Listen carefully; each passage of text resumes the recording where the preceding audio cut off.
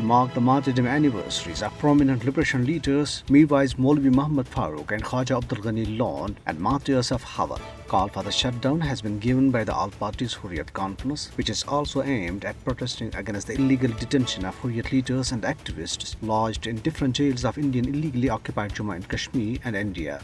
Protest rallies will be organized in the territory against the Indian illegal occupation and killing of youth by Indian troops. People would visit the martyrs' graveyard at Eidgah in Srinagar to offer Fatiha for all the Kashmiri martyrs. Mirwaiz Maulvi Muhammad Farooq was assassinated by unidentified gunmen at his residence in Srinagar on 21st May in 1990. On the same day, 70 mourners were killed when Indian troops opened indiscriminate fire on his funeral procession in Hawal area of Srinagar.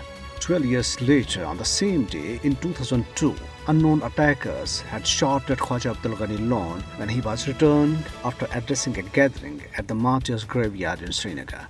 Quran Khan was organized at Mirwaiz Manzil Rajouri Qadar in Srinagar for Kashmiri martyrs including Mirwaiz Maulvi Muhammad Farooq, Khaja Abdul Ghani Lawn and the victims of Hawal massacre. A large number of people and students as well as Hurriyat leaders and scholars participated in the Quran Khani organized by Awami Action Committee and Anjuman-e-Awqaf Jammu Masjid Srinagar.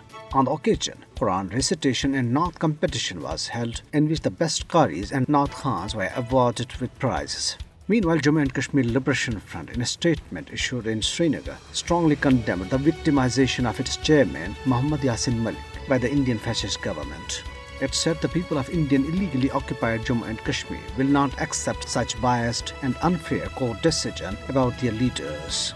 APSU leaders including Bilal Ahmed Siddiqui, Sayyid Bashir Andrabi, Khaja Firdos, Abdul Samad Inqalabi and Dr. Musab in their statements termed the so-called trial and subsequent convicting of Muhammad Yasin Malik as the worst political vendetta on part of the Indian government. On the other hand, Indian troops in their fresh act of state terrorism martyred one more Kashmiri youth in Kupwara district today. The troops martyred the youth during a cordon and search operation in Tangdar area of the district.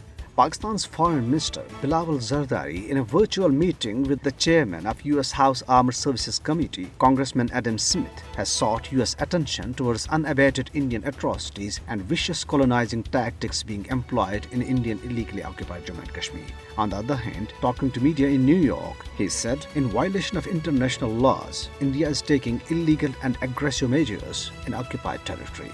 Chairman of Jammu and Kashmir Salvation Movement, Altaf Ahmed Butt, praised Pakistan for maintaining an undeterred and prioritized Kashmir policy against all challenges. Speaking at a convention organized by the Pakistan Institute for Conflict and Security Studies in Islamabad, he, however, highlighted the necessity for Pakistan to be much more proactive in the face of the Modi government's actions in the occupied territory after August 2019.